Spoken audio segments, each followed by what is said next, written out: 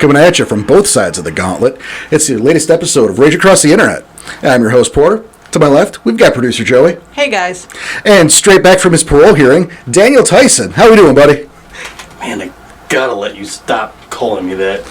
And you'll die trying. So how's everybody doing today? I'm doing great. How are you? I'm doing good.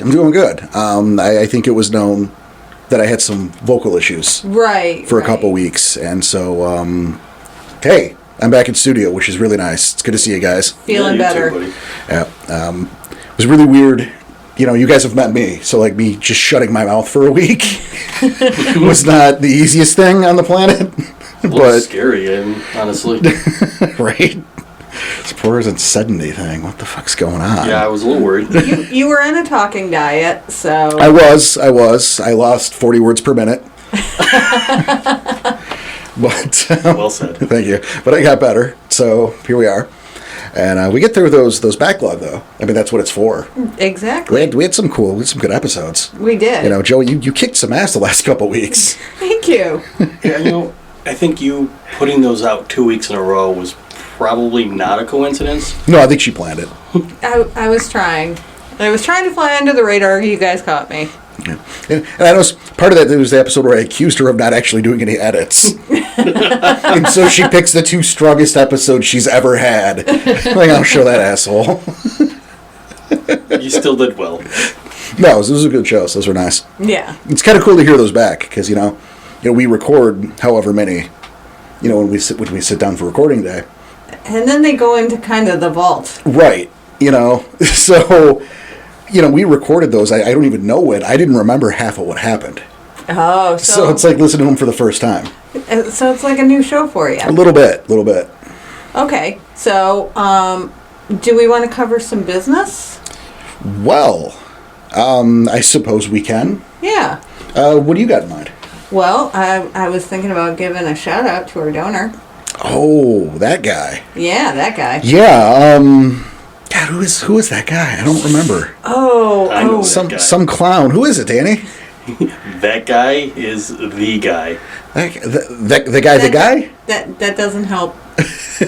Who's we all know who that guy is. Yes, we do. The guy. No, shout out to our boy Billy for a hot and fresh donation. It helps keep the energy drinks up. Thanks a bunch. It definitely does. Thanks, Billy. You are the guy. Yeah, but you kick ass. We appreciate it. So, if you want a shout out, hit the donate button. We love our fans. We do. And about the donate button. Okay. We are looking to swap that out for a Patreon kind of thing. Okay. We're not there yet. We're talking about it. But I know I like the idea of giving them something back if they go to the trouble for donating. Mm-hmm. So that might be in the future. But if I know in the meantime, for those donators like Billy here, he's going to be getting kind of grandfathered in on the rewards. Oh, that's neat. Because, I know we're making this switch. It doesn't seem fair to me. So we're going to make a list. Everyone can get grandfathered in. It's going to be good. Awesome. I don't see a problem with it. Yeah. And we'll keep you guys updated. Yeah. When we know stuff, we'll let you know. Yeah. We do just a lot of spitballing, a lot of talking.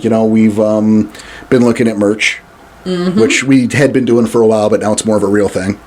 This week I think we prototyped a couple items. Yeah. That we're going to make it happen. There's some fun coming up in the future. Show our appreciation for your appreciation.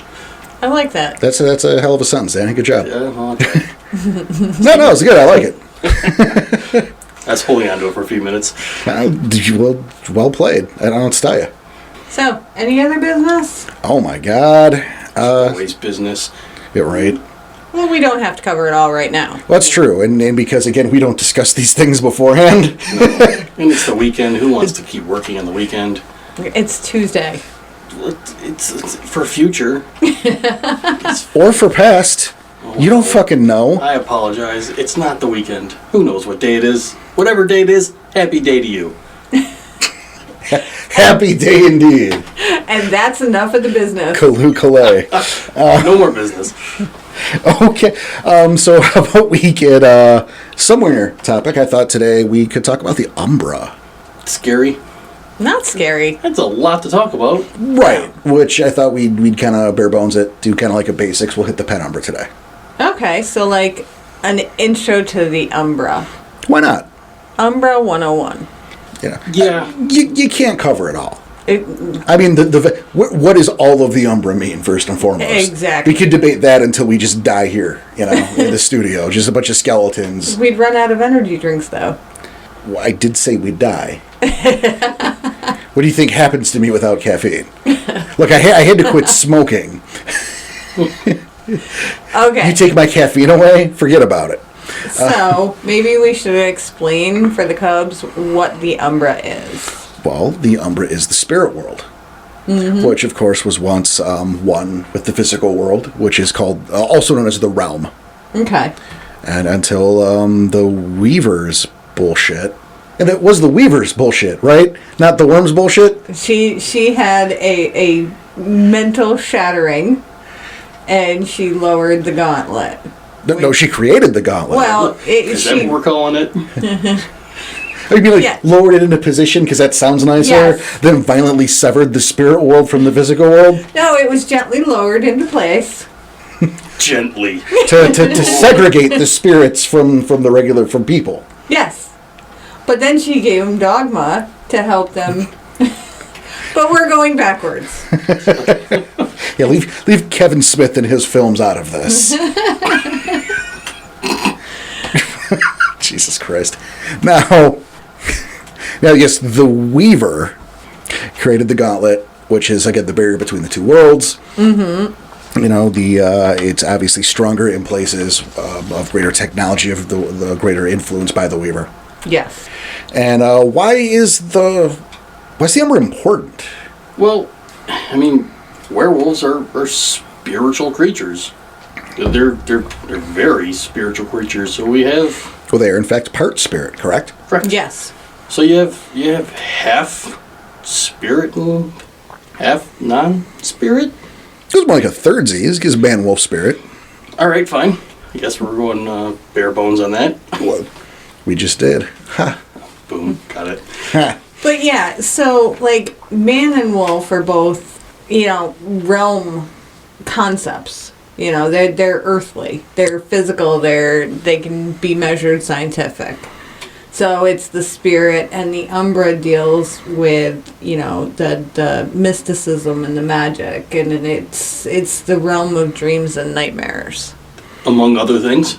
Because there are realms of dreams and of nightmares. So that's absolutely true, and that's where we start to get really complicated. And we're not going to do that. Oh, we're going to get a little complicated. Well, but we're going to keep it. Today we're going to keep it to the Penumbra. Yes. You can't. And in the surrounding, not get complicated with the Umbra. Right. I mean, we're going to deal with some of the surrounding stuff, as well. But we're not venturing. We're not going to find an anchorhead. We're not crossing into the near Umbra. We're not dealing with the near realms. Not today. We don't have time for that show. But No. but the gauntlet is the surface tension, if you will, that you have to break in order to cross into the Umbra. Yeah, when you cross, you are literally ripping a hole in this invisible barrier to step across. It steps sideways, is what it's known as. I like using step sideways. Fuck That's a yeah. fun one. Now, so obviously you're ripping a hole in the gauntlet. Hey, you're through. Congratulations, and you've entered the Penumbra, which is also known as Gaia's Shadow. Yes. Or the Velvet Shadow. Shadow. Which is just far classier. So classy. Look at that. It's a classy game, everybody. Get your monocles ready. Shift to Krynos. Top hat and a cane, too. Let's go Mr. Peanut on this. What do you say? Top hat on a Krynos. You gotta have the spats. Classy. Yep. It's class plus here, goddammit. But yeah, the Penumbra is basically a shadow of the earthly realm. Yes. A very vastly almost reflection. Yeah, but stuff is different too. Well, like what stuff is different, Joey? Well, like humans generally aren't shown there. It's kind of deserted because like things have to have a spiritual essence. And so only highly spiritual humans have like a reflection there. So from what I was reading, it seems like it's desolate. It definitely can be. And, you talk about the presence of humans, but the presence of a great many things. That old church down the street that's been there for a couple hundred years, that's maintained and people still worship. There's going to be a representation of that in the Penumbra. The strip mall a block down that was put up last week certainly won't be.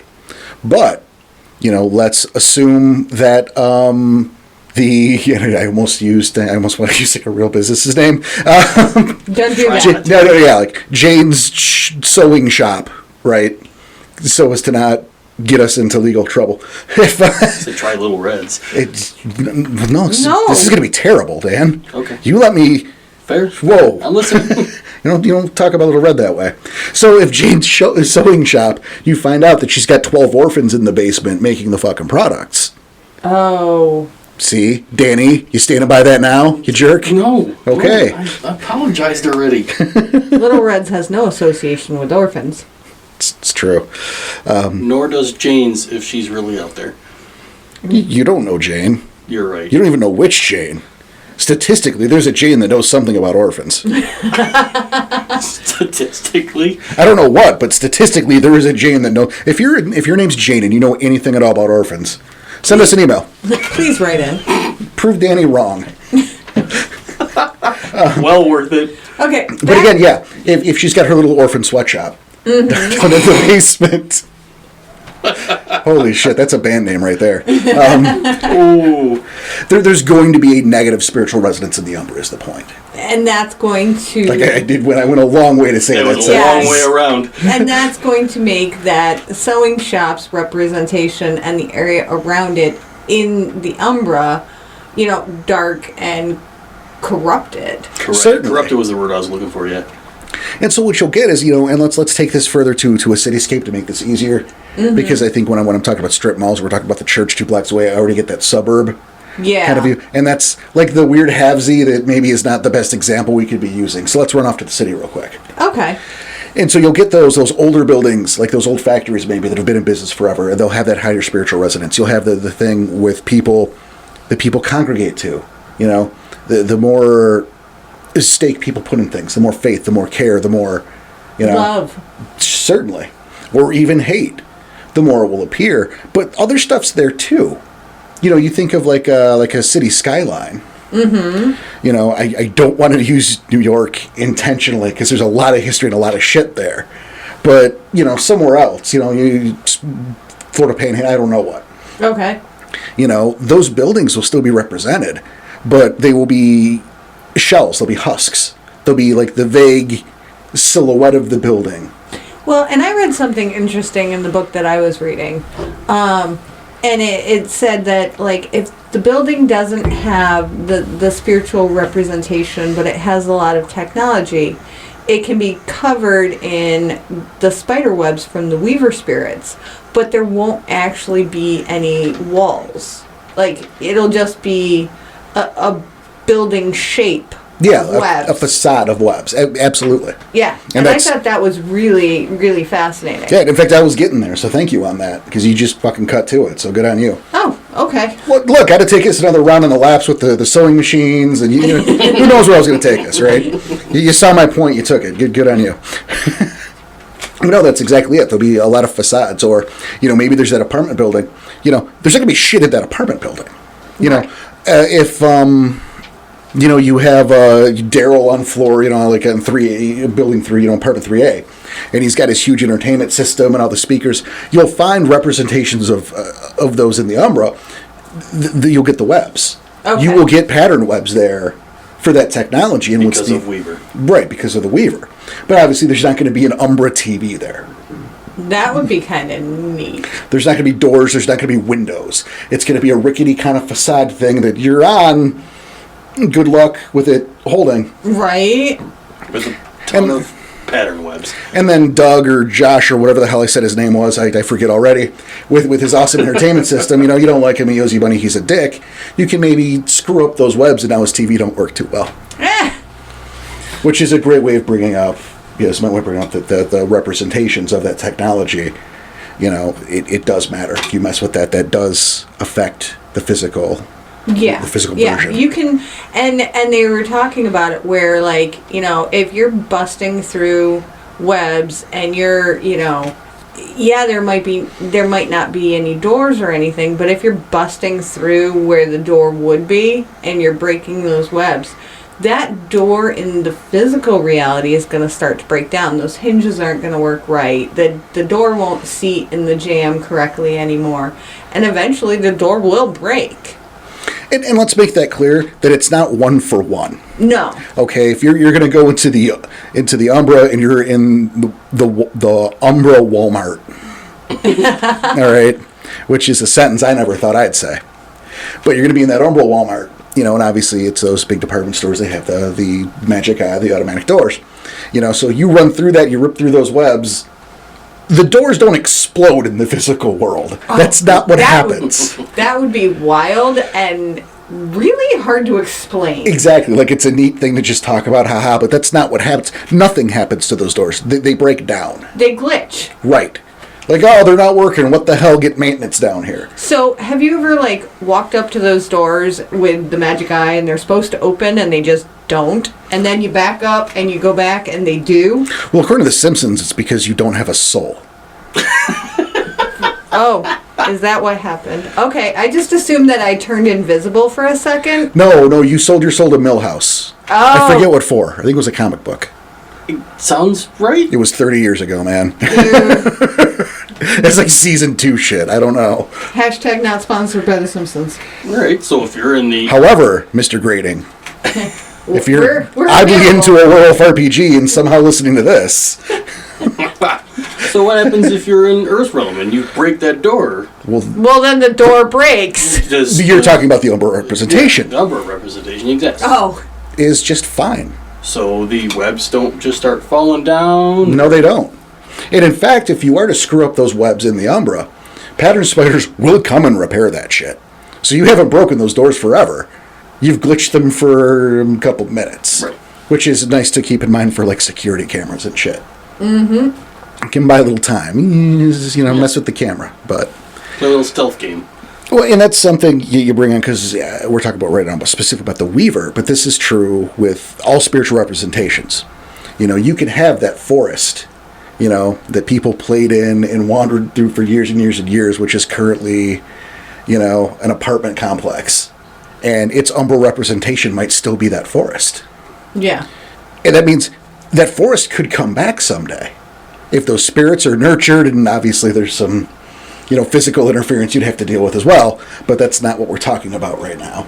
Well, and I also like, in the books they describe it as, you know, that part could be overgrown and weed choked and, you know, broken concrete and, you know, one swing is hanging crookedly.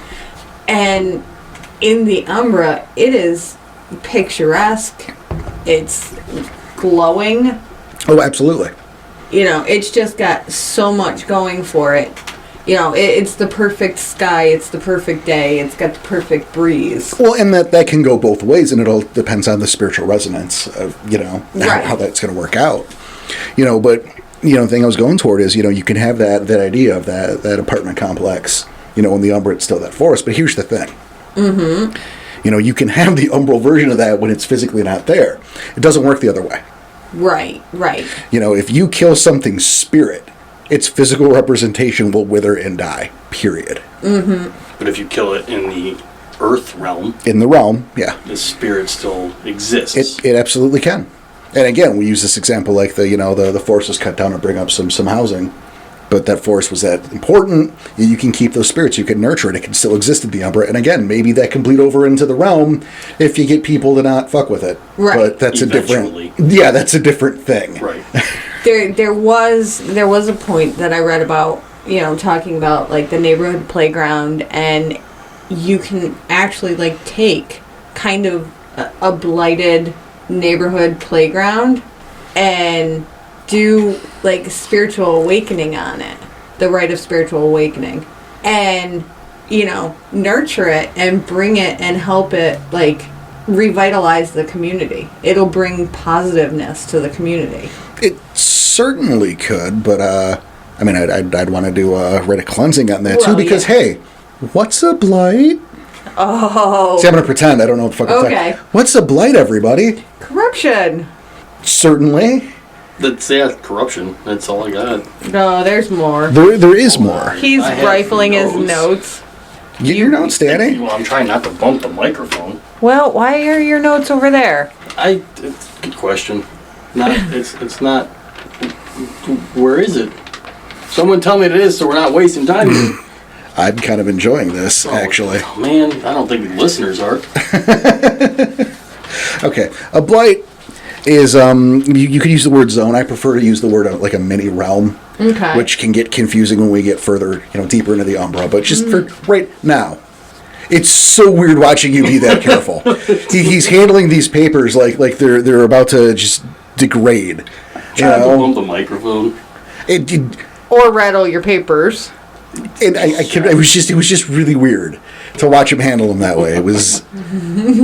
He was holding them upright and like they were like they needed to dry or something. And he was just with the tips of his fingers. It was super weird. Trying to make it through the lasers. Anyway, Okay, my back to God, Blights. who are these people? I'm not quite sure. Yeah, I'm going to use the word mini realm, but it's not a separate area from the Penumbra. It's an area in the Penumbra. Okay. Zone wouldn't be inappropriate.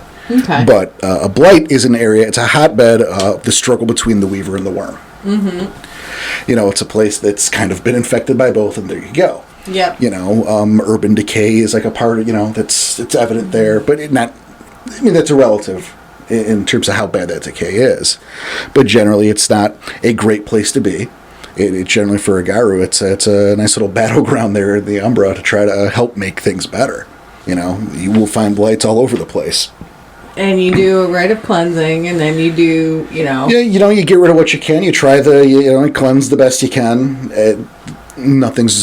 It's that simple, and then it's never that simple. Exactly.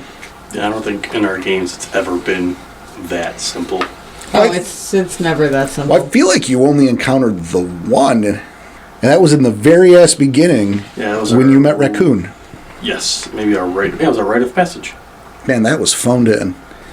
Oh, boy. Oh, it was phoned in by design, and that's a conversation for a different day. Yes. But I did something neat with their first story that I'd never done before, and so like by nature of the game, it was phoned in. Okay. Not because I was being lazy, because the Garu that helped them had better shit to do. Oh, okay. Which made for story and made sense now that we know who that character is. It established that character. But yeah, there are there are a lot of different types of these zones, these mini realms, if you will, throughout the Penumbra. Vestiges of power between the Triad, and those are. We're going to talk about them as we go, but I feel like I'm kind of taking us. You're It's not too going. bad. We can slow down. We don't got to get there immediately. We're not. This is not a race. It's not a gun to anybody's head yet, Danny. Keep What? it together. Sorry. like you're pointing it at me, or you're waiting for me to take it out? One of Gross. That's Phrasing. how you got on parole, Danny. phrasing. So there was an interesting point that I was reading about, and it says shapeshifters only cast a partial reflection in the Umbra. So, like, Interesting. if you're in the Umbra looking around and you see a shapeshifter that's in the realm, it'll be a partial reflection. Which is, it can be. It can And be. that's kind of neat, if you have a further point. Mages, magic users, mages who are, they're spiritually awakened beings, so they cast an actual reflection in the Umbra.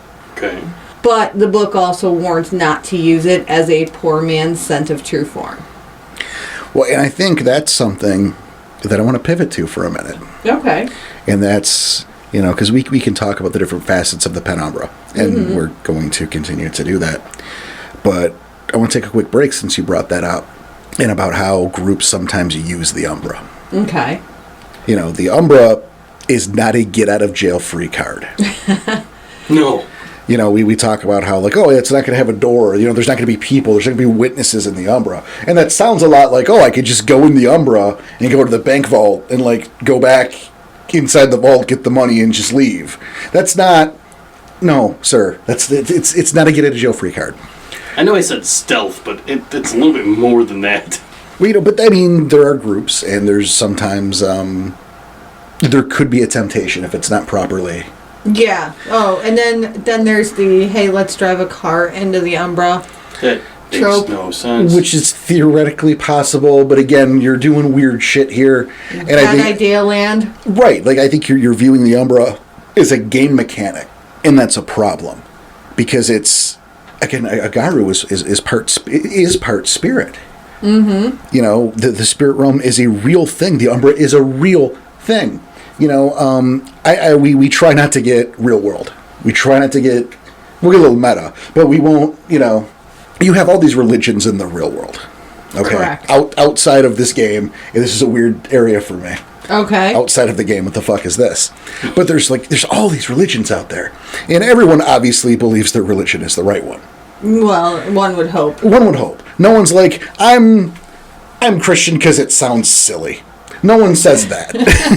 That's not, you know, the motivator. But, you know, so everyone believes that the religion is correct. But the Garu have the, so what I'm looking for here. They have the ability to prove it. Yes, they are, I guess, fortunate enough to know that the Kool-Aid they are drinking is legit. They can go and talk to the spirits. They can go and, the spirit world's real. Okay, fruitcake, have fun. No, they can just cross. They can go there. Yeah. Here, I'll prove it. They can talk to their ancestor spirits. They could theoretically summon Gaia and go, hey, this is an avatar of Gaia. And go, this is right. This is how it happened, right? Yeah, and maybe you don't ever do that. Yeah, Yes, don't. That's why he said theoretically, because it's probably not going to happen. But Oh, and I have a story when we talk about summoning Celestines. But anyway. yeah, Good luck with that. Oh, yeah. But you know they have that advantage. Mm-hmm. Is this is real for them? And I mean, we're back into the game again, so this is real. Yes. Because we're in the game again. game on. Right. Yep. You know, it's not theoretical. It's not. Sure, there's faith, but there's faith based on fact, on proof now. The Umbra is not a get-out-of-jail-free card. It's not the cops are here and they surround us, so now we go into the Umbra. It's not that a pack of black spirals just jumped us, or we're going to break into this meat packing plant because we know that there's tainted food coming out of here, and we're going to jump in the Umbra and make it easy. No.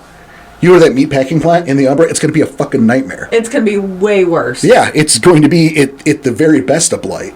Yes. Worst of hellhole. Which and we'll get there. That sounds as bad as it. Yeah. Yeah. No, it's probably worse. Sounds, yep. Yeah. You know, Banes are attracted to that shit. The same way as that Weaver spirits are attracted to places where the Weaver is strong. So are worm spirits attracted to where the worm's strong. Right. You know, wild spirits are attracted to the 4 places that the wild still got some fucking muscle left. You know? It's not that simple as I'm just going to go here and I'm going to get out of trouble. No, you're probably going to get in worse trouble. But so the more corruption the worm has in a spot, the worse it is in the Umbra. Yeah, imagine that, by the way. Oh my God. You know? All of the sense in the world. Sorry. If only we thought about that for 3 seconds first. Right. But if, you have a storyteller who for some reason isn't emphasizing the importance of the Umbra, the vastness of the Umbra, the potential of the Umbra, it can be looked at as that get-out-of-jail-free card. And holy shit, don't let it be. No, definitely don't let it be. That's a bit of a rant, huh? Yeah. A little bit, but it's fine. I liked it. But you mentioned ancestor spirit. I wanted to talk about that because I read an interesting point about eating in the Umbra and staying in the Umbra for a long period of time. And if you starve to death in the Umbra, like you're there for 2 years. That's a long time. But there are Guru that go into the Umbra for extended periods of time. I get extended, but like 2 years? Oh, sure. Yeah. Damn, that's And crazy. an Umbral, you don't get to choose when your Umbral quest ends. Okay. You don't get to decide I'm done. Coyote says you're going, you got to do this, you got to go to this Umbral quest. You don't go, fucking American Idol's on Alright, I'm though. done. The American Idol is on. The World Series, dude. Just, come on. You don't get to do it. To remain healthy and vital and strong, you use Gnosis. instead of like consuming food, and there's quotation marks. It's at 1 point of gnosis a week if you're relaxing and, you know, traveling at a sedate pace and not doing anything strenuous. And that varies based on the shit that's going on around you. Right. It's at, on average, 1 point a day if you're doing strenuous stuff or you have a combat or something like that. If you don't replenish that gnosis in some way, you can, quote, starve to death. That's nuts. Yeah. And you will become an ancestral spirit. Huh. Or if you stay in there for years. Yeah, you can be in the Umbra so long that your physical body goes away. Yeah. And the other side of that can be true as well. Mm-hmm. Is by ignoring the Umbra, you could lose the spirit. Yes. Right. And I also did read that, you know, the longer you stay in Earthrealm without visiting Umbra, or at least Penumbra, the harder it is to step sideways and vice versa. Exactly. Yes. So, as a storyteller, make sure that's, you know, add a +1 difficulty or whatever, but make sure it's a point. Yeah. Definitely. You know, I mean, you could say it's like riding a bike. You never forget. Well, let me tell you something. A few years ago, I bought a bike. All right. You know, I mean, I was a kid from the 80s, you know. We all had bikes. Yeah, we had bikes, and you were just everywhere. Yeah. You left at some point in the day on your bike, and then you came back around sundown. Yep. You know, and so, you know, that was your fun years, and then you get older, you know, here's cars, it's great. So, a couple years ago, I bought a bike, and I got on that thing. And it's true, you never forget how to ride a bike, but you are terrible at it at first. Yeah. That is, you remember how to do it. Theory. And then there is the practice. No, I am telling you in practice. I didn't fall over enough, but Jesus Christ, I might as well have. I was terrible at it. Yeah, you didn't forget how to do it, you couldn't do it. Yeah, you know. They go like a block and go, oh my God, how did I do this all day? You're wobbling around like an idiot, you know. I think I'm 10 years old. I got my eyes closed. I got my hands fucking off the handlebars. I'm just living my life. And no, you don't forget, but you're not good at it for a while. Step sideways, make it more difficult. Make it a point to show why. I think it's a big deal. Now, I do want to take a step back where you did scare the shit out of me for a second, shall we? What? Well, you were talking about not starving to death in the Umbra, then you're like in the ancestor spirits, and I thought you were to be like you could cannibalize them. No. But you took that leap, and for a second, I'm like, I'm sorry, what are we doing? And there is a spirit of the prey animal called englings that are hunted for gnosis, and that's the primary food if you're in the Umbra for an extended period of time. No, that's true. Those are gafflings at that point in our hierarchy of spirits, which we're not discussing today. So why'd I say it? Because it's too much. Yeah, I don't want to mind flood anybody. Take a note. No, we'll it's come back to probably it later. already mind flooding, but we're trying to keep it just head above level. Yeah, we can. But yeah, so if you starve to death, you know, run out of gnosis, you become an ancestor spirit. And I thought that was kind of neat. Because we all, well, maybe not all of us, but some of us knew that if you stayed in the Umbra too long, you would disconnect from the physical body and you would become a spirit. Mm-hmm. But it's neat to know that you can, quote, starve to death as well. Well, and something to add about ancestor spirits is when you converse with an ancestor spirit, you're not speaking to that ancestor. No. You're speaking to a spiritual representation of that ancestor. Mm-hmm. It's a subtle distinction, but it's an important distinction. Right, and like the englings, they're the spirit of prey animal. Right. So it's not, you know, a cow. It's the spiritual representation of the prey animal, of the deer. Well, right, because you know they're not made of flesh; they're made of ephemera. Yeah. So it's not like, you know, Louie, the deer that's in your backyard. It's not one deer. That guy's he deserves it though. That guy's a prick. I mean, if you're allowing him to stay in your backyard, fucking Louie. Louie the deer. Guy's an asshole. The deer. Yeah. Right. You see Louie. I don't have deer in my backyard. Just talking about your backyard. Alright, so the Sep's backyard, maybe there's a Louie. Now there is. Yes. Save that for later. Oh, what? But the other fun little factoid that I had to mention was, it said if you had to take a plane ride, and I know we've talked about... We have talked about this, about air travel. Air travel. Or air travel, not in the Umbra. Air travel and the Guru. And how awful and horrible and stinky Just and gross. Bad idea, jeans. Yep. Bad news bears. You're going to rage. Don't do it. It said if you can do the rite of spirit awakening on the plane and get away with it, because, that's not a for surezies. You can, the plane will have a presence in the Umbra, and you can step sideways into the Umbra and ride that plane in peace and comfort. I mean, that's pretty cool. I mean, that's pretty smart. And I think that's something to bring up, is that, everything has a spirit, there's a spiritual representation for everything, but mostly they're dormant. Yes. And that's why the Penumbra is, it's again, Gaia's shadow. It's very much a distorted version, one way or the other, of what we see in the realm. But, there are rites like the rite of spirit awakening, which can, activate, bring a spirit, awaken a spirit, bottom line. It's right there in the name. Yeah, but you're not, when you do the rite of spirit awakening, it's not like, Knight Rider with the talking car. If you spiritually awaken your car. It certainly can be. That sounds cool. If there's enough, spiritual representation of it. No, that totally can. No. Ooh, okay. No, that absolutely to the spirit, right. Not in the realm. Right. There was a disconnect, right? See? I see where you're going. There was that disconnect, and we fucking fell for it, Danny. Yeah, we did. Instead of clarifying, we fucking fell for it. My bad. Go on, Joey. So, in the realm, your car is not going to be talking through the radio like, a transformer or kit or, in the realm, yeah, sure. That, in the Umbra. There you go. In the Umbra, yes. In the Umbral realm, your vehicle will then have a presence. Yeah, you're the spirit. Yes. And that will take on an appearance and traits. It's not...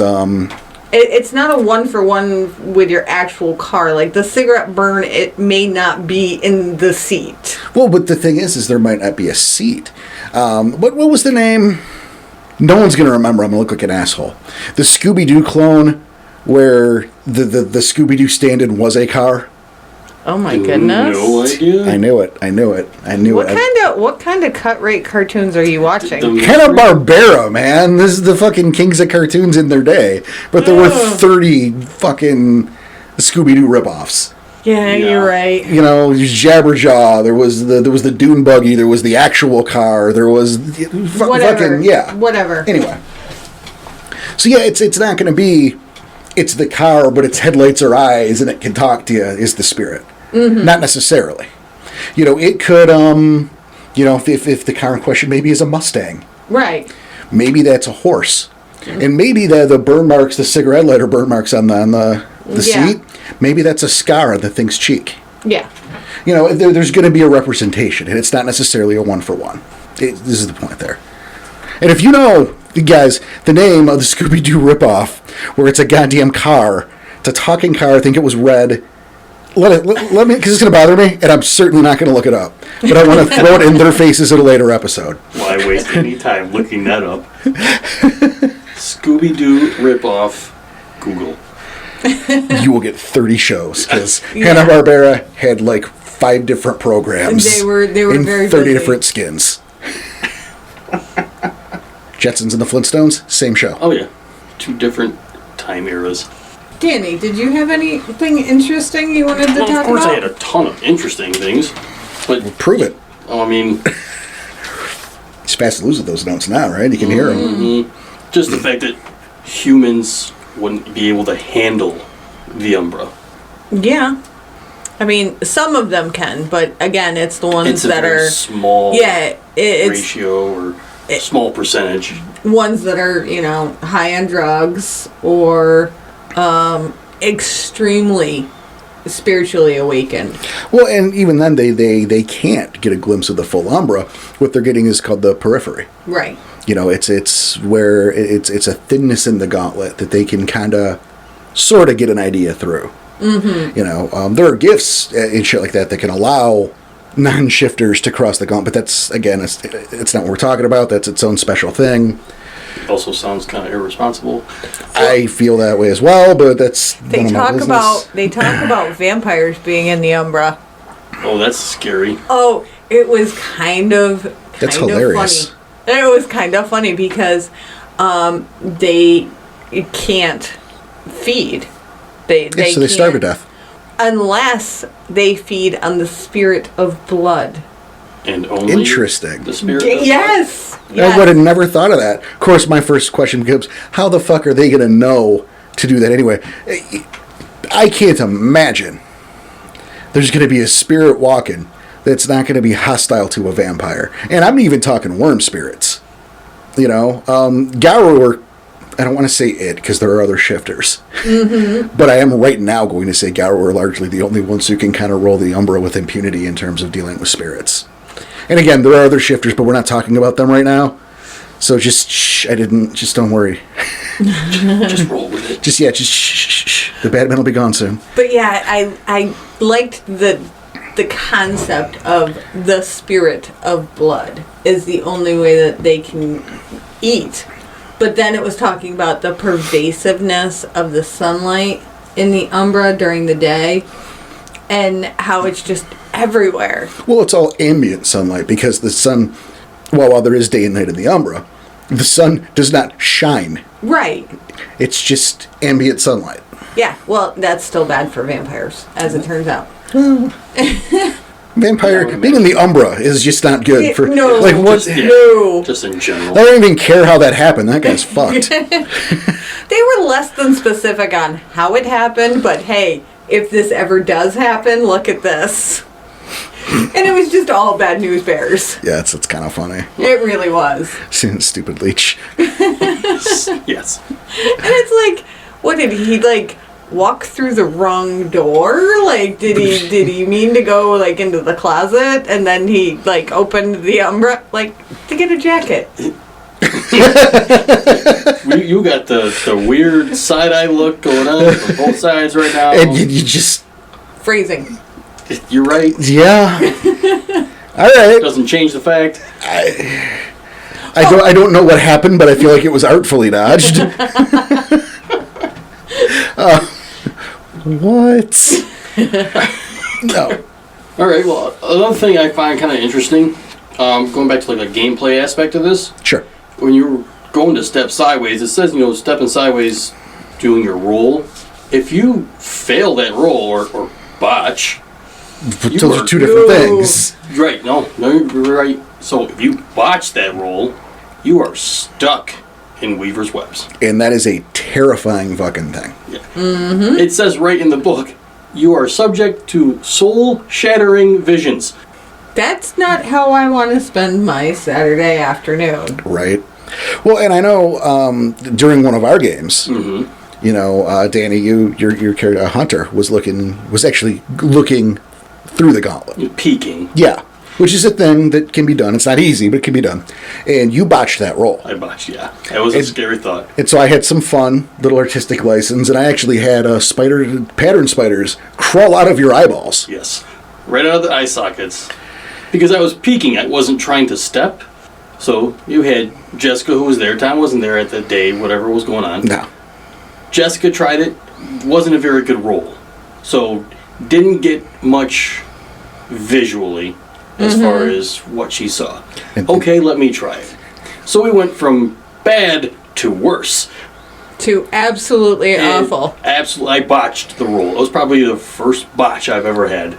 And since then, now my character is terrified of the Umbra. Knows he has to do it, but really doesn't want pattern spiders coming out of my eyes again.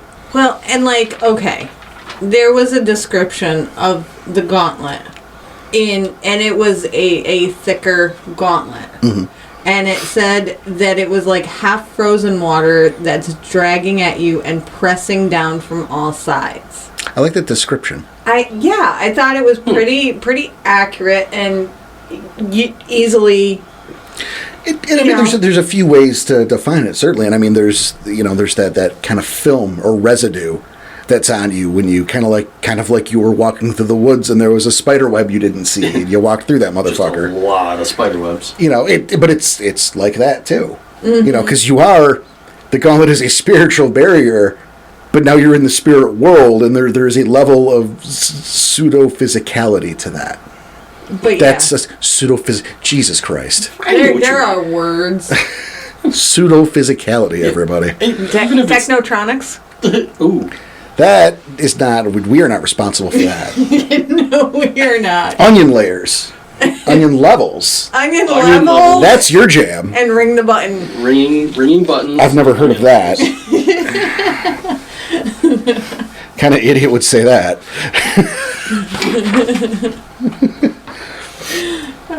Now.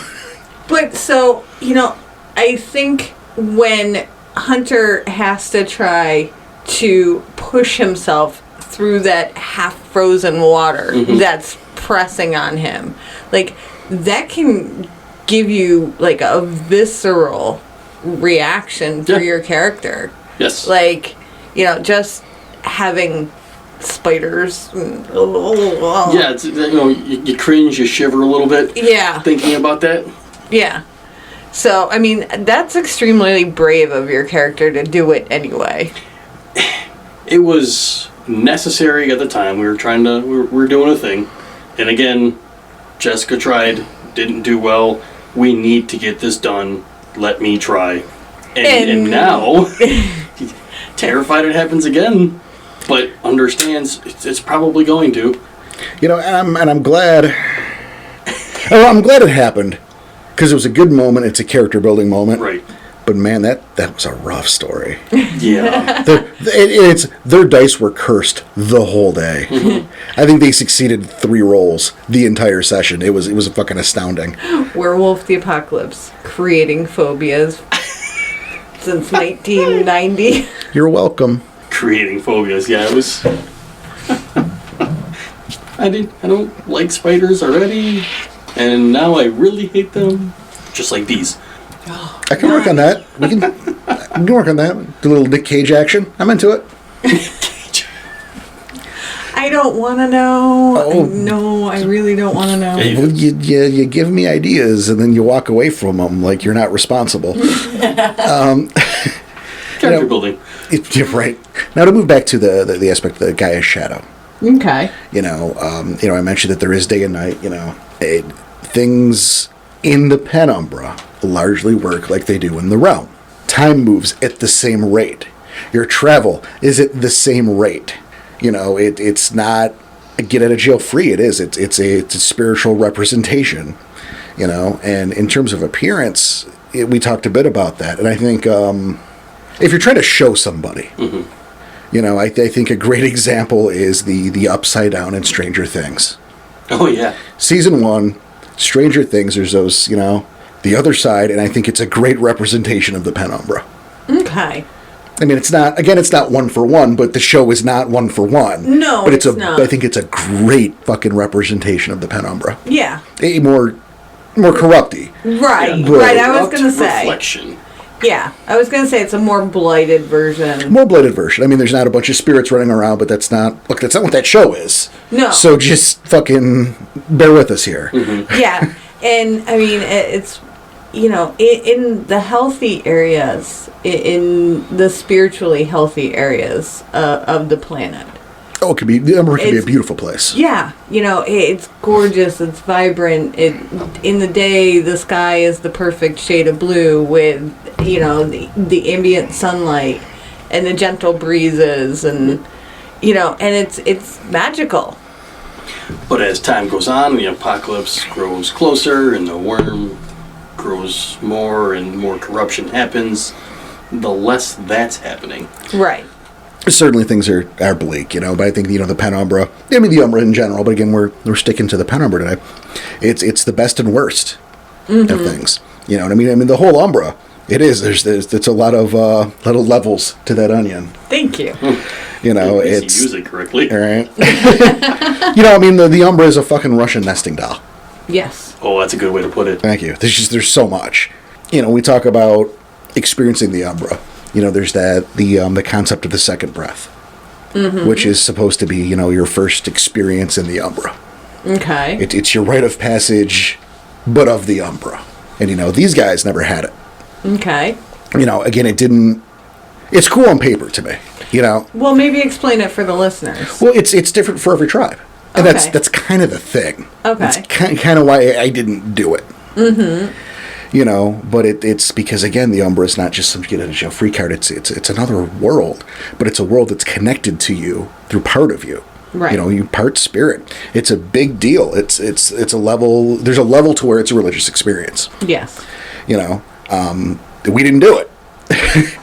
You know, and part of that was the circumstances surrounding their first change and their integration to the Garu Nation. Right. And I mean, there's a little bit of my canon here is, you know, it's one of those things that I think is cool on paper, but it's often impractical. Mm-hmm. You know, it's one of those things where if you're in a single tribe sept, which isn't something I do a lot of, Right. but they have time for that shit. Yeah. You know, if you're in a Geta Fenris sept with a pack of Geta Fenris, yes, you can do your second breath, and it's probably going to be harrowing and hardcore, and you're going to get some glory out of that shit, probably. But that's how they roll. Right, but now you're in a mixed tribe sept, and you're a mixed tribe pack.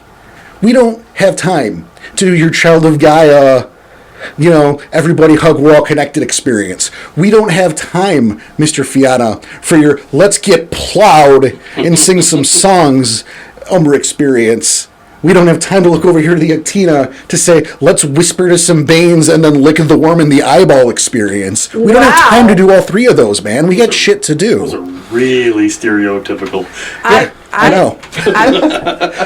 Lick the worm in the eyeball, man. What the I fuck? know. I want to read that tribe book and find where it says that. I feel strongly none of that shit is listed anywhere. But you get what I'm saying. Mm-hmm. I just, for me, as a storyteller, I find it's impractical. No one's got time for that. What do you mean? Would you spend a week? Ain't nobody got time for that. Yeah. We spend a week getting you guys to the Umbra for the first time? No. Dude, No. we are busy. No. There's a war going on, asshole. Here is your weapon. Go out and try not to die. Mm-hmm. It was almost instant. We had our first change. Okay, good. Guess what's about to happen? You're learning on the fly. Yep. Of course, and I mean, your group started at a forward sept. It wasn't decayed. It wasn't even a permanent sept. Yeah, it was temporary. It was a very temporary war party, and you just they were stuck with you. There was nowhere to take you. It's a body with weapons.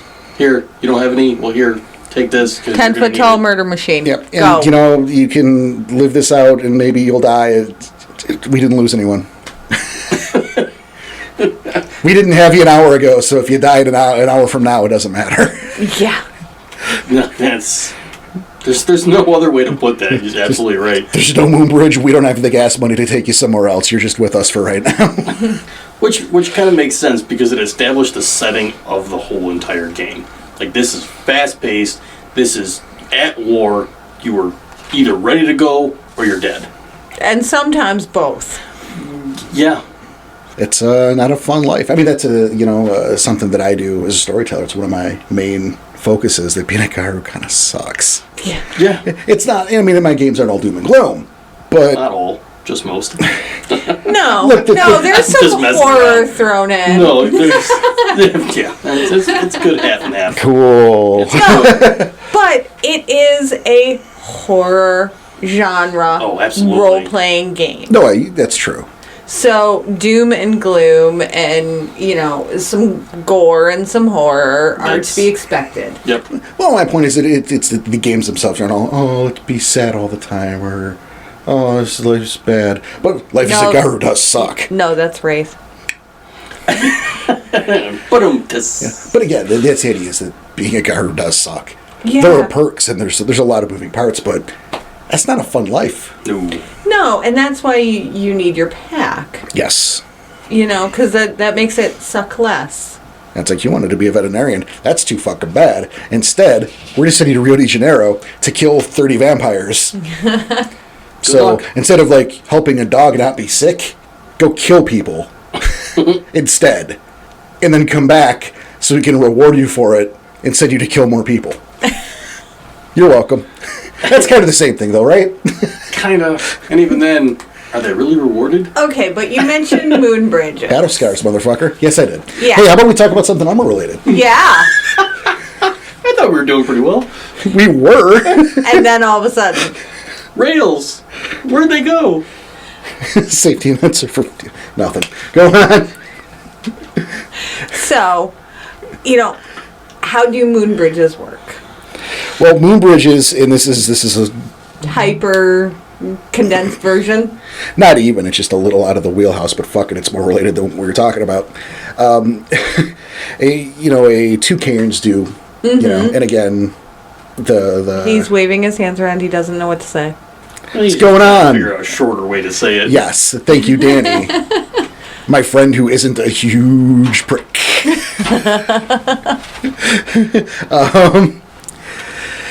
No, again, with the I guess, the short version, the bare bones kind of version, it's, two cairns. You have a path stone and a cairn. Okay. And two cairns will enact a rite to link those path stones together through what's called a moon bridge. And it's a much, much faster form of travel over long distances.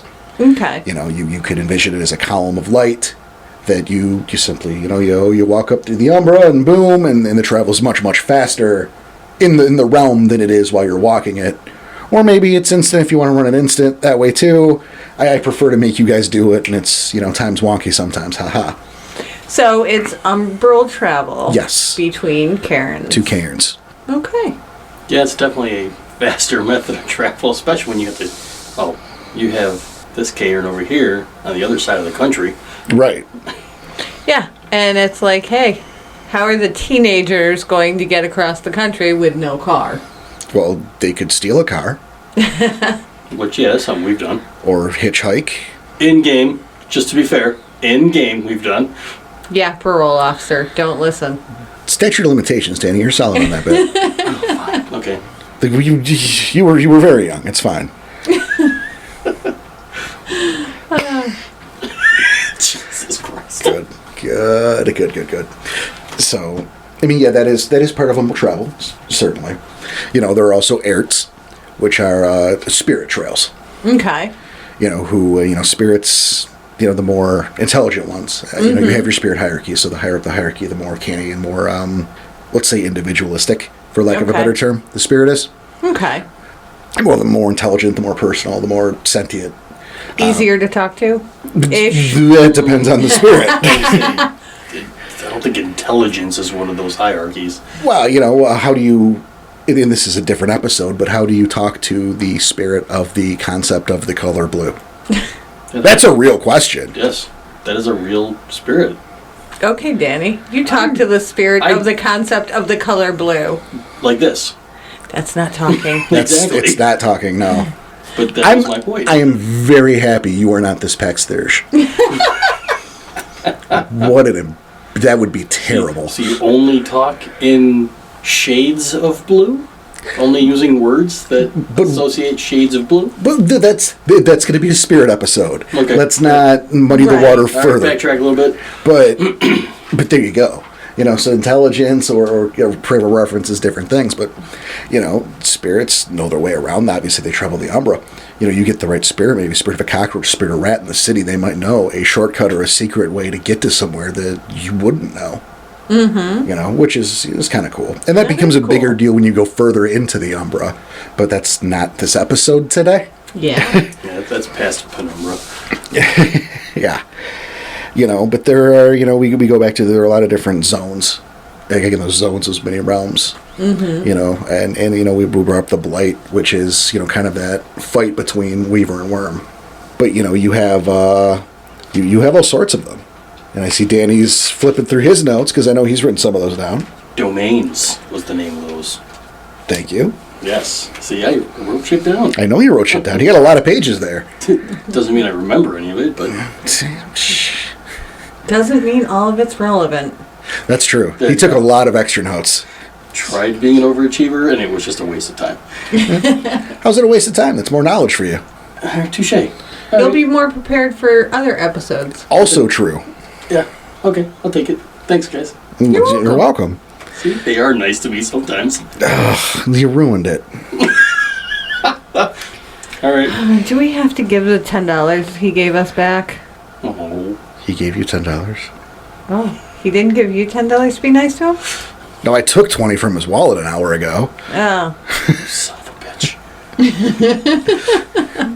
But excellent. You know, we talk about the idea of the spirit of the concept of the color blue, and I wasn't just going nowhere with that, because that brings us into a concept, these domains called an epiph. Okay. And then these are dedicated to a singular concept, like the color blue, or an acorn falling onto a rock. The smell of cinnamon. Certainly, it's a good one. You know, carrot top.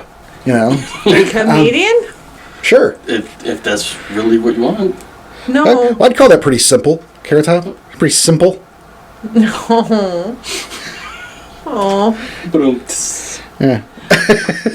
Okay, so are these domains, or are they part of the Penumbra, or how Both. does that shake out? I think they're more like a pocket dimension that's just kind of scattered throughout the Penumbra. Yeah, I think that's a good way to put it. You know, I used the term mini zone, which was again not appropriate, but we want to try But, to give like- the idea to someone who has no idea what the fuck we're talking about. Yeah. Exactly. So, like, if you're walking around in the Penumbra, can you accidentally just stumble into one of these things? Sure, I don't see why not. you absolutely can, and you can stumble your ass back out most of the time. Hopefully, Hopefully, You know- most. Yeah, depending on which one it is. well, you know, something like an epiph is probably easier, I guess, depending on the nature of what it is. Okay. You know, because you know there's also chimeras, which are dream realms. Mm-hmm. And now it's not that those are your larger concept ones. Right. You know, the falling dream. You know, the falling Oh, dream. Oh, yeah. everyone's got that, yeah. Or the school or work or whatever, naked. I don't remember the test. You know, the variations on the shit that everyone has had or knows about. Mm-hmm. Those will have chimeras. But, you know, the time that you ran out of pasta for the dinner party and they were all dogs playing poker is not going to be one. Well, that's an anxiety dream. But maybe if everybody has that dream all the time. Yeah, if that was more in the Maybe. collective conscious, that would appear. But that's, you have to stop eating pastrami and cream cheese before bed. Good sir. You understand what is fundamentally wrong with that sentence towards me. Yes, I think he does. No, I know, pastrami's gross. But Anywho. yes, you're a vegetarian. Fine, relish in caterpillars. Ew. Either way. Yeah, no, none of this matters. Well, you're saying you can stumble in and then very easily stumble out again depending Well, on which one it is. Mostly Right. and sometimes and maybe. I don't see you Welcome to the stumbling- Umbra. Right. I don't see anybody stumbling out of a hellhole. But that's a little different because those are so closely tied to a place. Right. You know, you could make an argument that a chimera would pop up in the bedroom of the sleeping person while they're having that dream and will maybe fade out and move somewhere else once that person awakes. You could make that argument. But a hellhole, which is, kind of, it's like a blade on steroids, except, A lot of suffering. well, right. Like, it's like, the blight was between the worm and the weaver. So, like, a hellhole is the worm forces took a whole bunch of roids and took out the weaver stuff. And it's just And it's just got strong. it's exactly what a hellhole is. It's aptly named. It's just the worst thing. Yeah, that kind of sounds about right. Just the worst. They're typically manifest. It's like the filthiest, most hopeless examples of human waste on the planet. That's kind of why, that's why I mentioned the word suffering. Little excerpt from Umbra 20. Okay. It's like contrary to the easy assumption, these places only sometimes exist in cities. After all, most humans don't want to live anywhere near that kind of nastiness that could cause a hellhole to begin with. So it's the the place that's illegally dumping toxic waste. Yucca Yes. Mountain Okay. is an example of a hellhole. Oh wow. Okay. You know, there's one in Staten Island. That's kind of funny. You know, Alamogordo, probably a safe bet. Yeah. So, you know, yeah, you'd think you'd automatically make the leap to cities. But But- no. People are going to want to be there. Yeah. Yeah. You know what I mean? And that's the worm version. For the wild, you have glens, which is kind of an outlet to a blight, just for the wild, but then you have wildings, which is like the wild's version of a hellhole. But it's just total chaos. It can be. It's kind of more primordial, Okay. a little kind of land of the lost kind of vibe. Yeah, I was gonna say primitive. Yeah, a guy will feel right at home there. It doesn't make it any less scary. True. They're a little bit, they're, King of Fuck Mountain over there. But at the same time, that kind of sucks too. Because you think about, you put yourself in this position. This is probably more true with glens because wildings are significantly more dangerous. Mm-hmm. But, you think about it, it's just, it's an idealized place. Glen is an idealized place for Garu. Yeah. It's like a breath of fresh air. It's like the Right. way things, quote, should be. But then here's the thing. Then you have to leave that. Oh no. Right? So, it's amazing. And also, though, because you do have to leave. And if you don't, you starve to death. Right? You become spirit. You're going to at some point. And then there are who spend years there. Oh, Jesus. But you do at some point have to leave. Theoretically. And Hirano. What a fucking bummer that is. Yeah. It's like you've lived the dream and not so much now. Now it's just gone. Right. Dane, you got something? No, I was just reading from W20. The glens, they say like the spirits there are usually like on the higher scale of intelligence. It's probably a little easier to talk to them, Certainly can be. which makes sense why being a werewolf, that's where you'd want to be. Well, not only that, I mean, it's the wild. Yeah. So it's the gorgeous and the lovely and paradise. Mm-hmm. Theoretically, yeah. Yeah. And I mean, there are other domains too. You've got you've got your Weaver controlled stuff.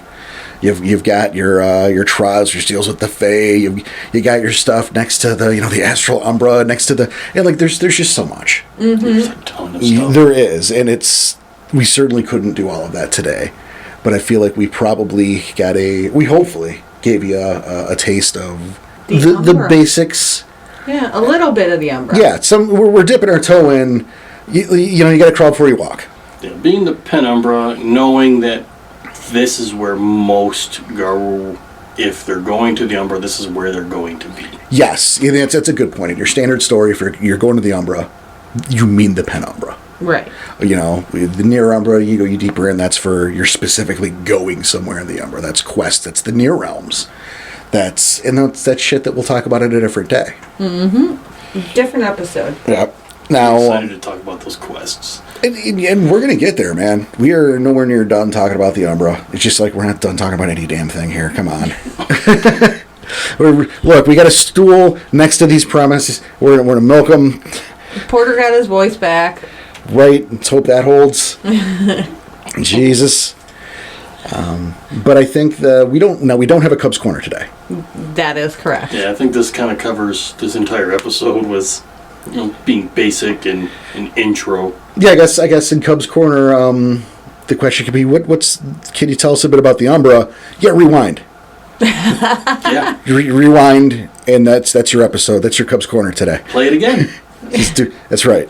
Maybe we should have started the episode with hey, starting out with Cubs Corner, what's the Umbra? And then just ran it. Holy shit. Oh, long Cubs Corner. I think that would make some people mad, and it kind of makes me want to do it. I can fix it in editing. Just to fucking troll. You want to edit that first? Good luck. Oh, that's not a problem at all. You just give me a little ADR. Not today. No.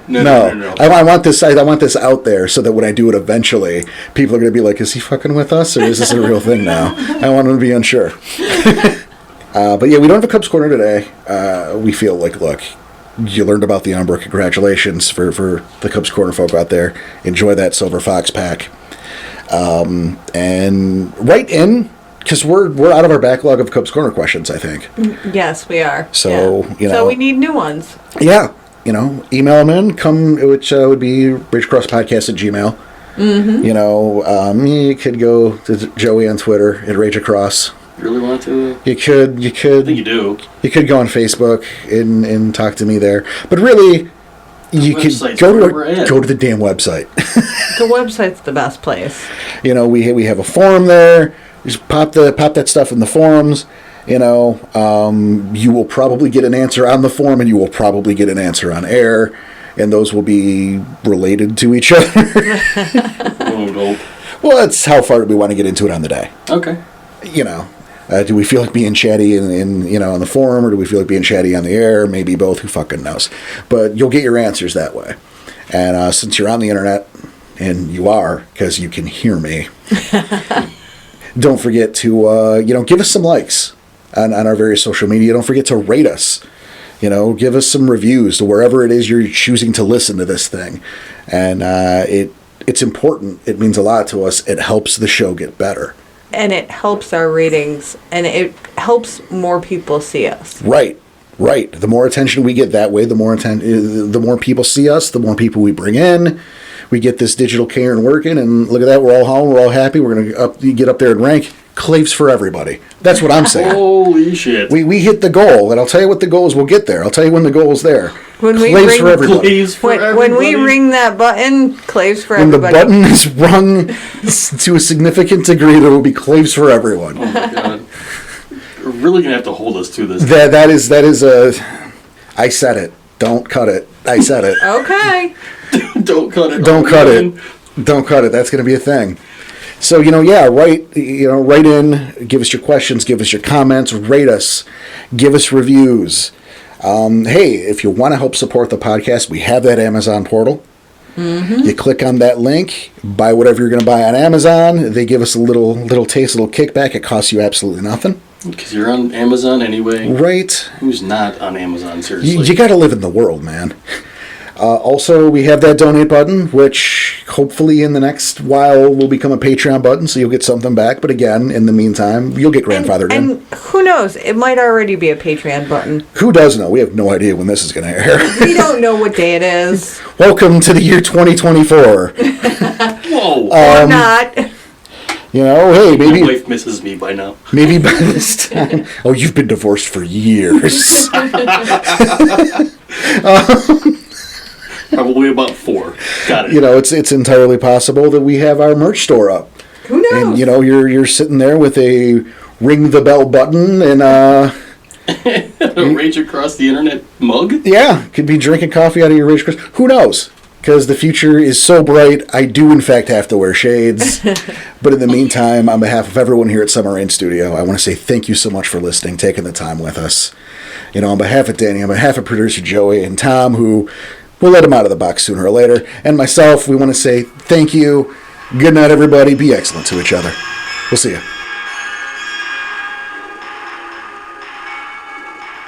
Rage Across the Internet's music is It's Into the Fog by Darren Curtis, shared with a Creative Commons Attribution 3.0 unported license. For details, check out the information under the podcast.